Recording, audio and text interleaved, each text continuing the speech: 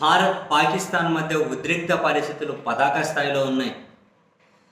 Line of control దగ్గర తీవ్రమైనటువంటి ఉద్రిక్తత ఉంది. అటువైపు నుంచి పాకిస్తాన్ కాల్పులు జరుపుతూ ఉంది, ఇటువైపు నుంచి భారత్ దాన్ని తిప్పికొడుతూ ఉంది. పౌరుల మీద కూడా పాకిస్తాన్ బలగాలు విచక్షణ రహితంగా కాల్పులు జరుపుతూ ఉన్నాయి. బట్ లైన్ ఆఫ్ కంట్రోల్ దగ్గర ఏం జరిగేది, minute to minute live coverage ఇవ్వకండి అని చెప్పి మీడియా సంస్థలకు ఇప్పటికే కేంద్ర ప్రభుత్వం స్పష్టమైన మార్గదర్శకాలు రిలీజ్ చేసి ఉంది. కాబట్టి అవన్నీ ఎప్పటికప్పుడు అప్డేట్స్ అందడం లేదు. బట్ ఆడైతే చాలా భయానక పరిస్థితులు అయితే నెలకొని ఉన్నాయి. ఇటు మన వైపు నుంచి పౌరులు సైనికులు కూడా చనిపోయారని చెప్పి ఆ నంబర్ని కూడా ఆర్మీ ధృవీకరిస్తూ వస్తుంది. ఫస్ట్ 8 అని, తర్వాత 12 అని, తర్వాత 17 అని అప్డేట్ చేస్తూ వస్తూ ఉన్నారు. సైన్యాన్ని ఆడ మోహరిస్తూ ఉన్నారు. చాలా దారుణమైన పరిస్థితులు అయితే ఉన్నాయి. అండ్ ప్రపంచ దేశాలు భారత్ పాకిస్తాన్ సంయమనం పాటించాలి అని చెప్పి అయితే చెబుతూ ఉన్నారు. ఈ క్రమంలో మళ్ళీ తాజాగా ఓవల్ ఆఫీస్లో మీడియాతో మాట్లాడిన డొనాల్డ్ ట్రంప్ మరో ట్విస్ట్ ఇచ్చుకుంటూ సంచలనమైన వ్యాఖ్యలు చేశారు.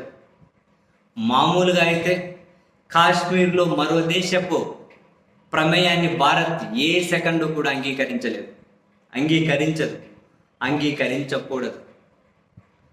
ఎప్పుడైనా మధ్యవర్తిత్వాన్ని కోరుకుంటే ఇక్కడికి వచ్చి తిష్టవేయాలని చెప్పి చాలా దేశాలకు, చాలా అగ్రదేశాలు అనబడే వాళ్ళకి అభిలాష ఉంది. కానీ భారత్ ఎప్పుడూ వాళ్ళకి అటువంటి అవకాశం ఇవ్వలేదు. అసలు కాశ్మీర్లో మూడో దేశ ప్రమేయాన్ని కోరుకోకూడదు అసలు భారత విధానం కూడా. ఈ క్రమంలో తాజాగా మీడియాతో మాట్లాడిన ఓవల్ ఆఫీస్లో అమెరికా అధ్యక్షులు ట్రంప్ మళ్ళీ ఉద్రిక్త పరిస్థితులు ఉన్నాయి కదా, అవకాశం దొరుకుతుందేమో కాసింత స్పేస్ తీసుకొని కాశ్మీర్లో అడుగు పెడదామని చెప్పి అనుకుంటున్నట్టున్నారు. అందుకే ఆయన కొంచెం ట్విస్ట్ ఇచ్చుకుంటూ సంచలనమైన వ్యాఖ్యలు చేశారు. పాకిస్తాన్ మీద భారత్ దాడి అయినా, భారత్ మీద ఇటు పాకిస్తాన్ కాల్పులైనా ఇలా ఒకరి మీద ఒకరు దాడి చేసుకోవడం అవమానకరం అన్నారు. రెండింటిని ప్రస్తావించుకుంటూ అవమానకరం అని చెప్పి చెబుతూనే రెండు దేశాల మధ్య ఉద్రిక్తతలు తగ్గాలి.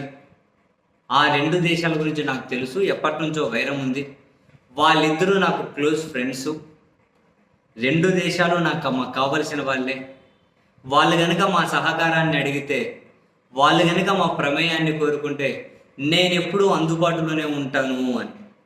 ఎప్పుడెప్పుడు కాశ్మీర్లో స్పేస్ దొరుకుతుందని చెప్పి వేచి చూస్తూ ఉన్నారు. అని ఈ యుద్ధం కనుక ముందుకెళ్తే రెండు దేశాలకు ఆయుధాలు అమ్మడానికి కూడా అమెరికా సిద్ధంగానే ఉంటుంది. ఇప్పుడు దాన్ని చల్లార్చకుండా కాసింత మంట పెట్టి కంటిన్యూ చేయడానికి. అసలు యుద్ధం మొదలు కాకూడదనే కోరుకోవాలి మనం. మొదలైతే చాలామంది ప్రమేయాన్ని మనం కాదనలేం, కొట్టిపడేలేం, అడ్డుకోలేం. ఇప్పుడు ట్రంప్ కూడా చూడండి, అమెరికా అధ్యక్షులు వాళ్ళిద్దరూ నాకు కావాల్సిన వాళ్ళు అడిగితే నేను అందుబాటులో నేను వెళ్తా అంటున్నారు. చాలా సీరియస్ స్టేట్మెంట్ అది.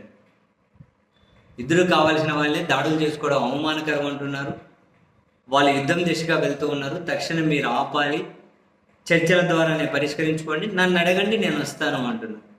మీ ఇద్దరికి నేను అందుబాటులో ఉంటా అంటున్నారు. సో ఇది ఒకరి మీద ఒకరు దాడి చేసుకోవడం అవమానకరం అని చెప్పి, సో రెండు వైపులా చెరొక్కాలు వేసి అమెరికా అధ్యక్షుడు నిలబడి నా సహాయాన్ని తీసుకొని నేను వస్తాను, నా సహకారం కావాలి అంటే అని ఇరు దేశాలకు సహకారం అందిస్తారట. సో ఇలాంటి ట్విస్ట్లు అమెరికా కొత్త ఏమీ కాదు, వింతేమీ కాదులేండి.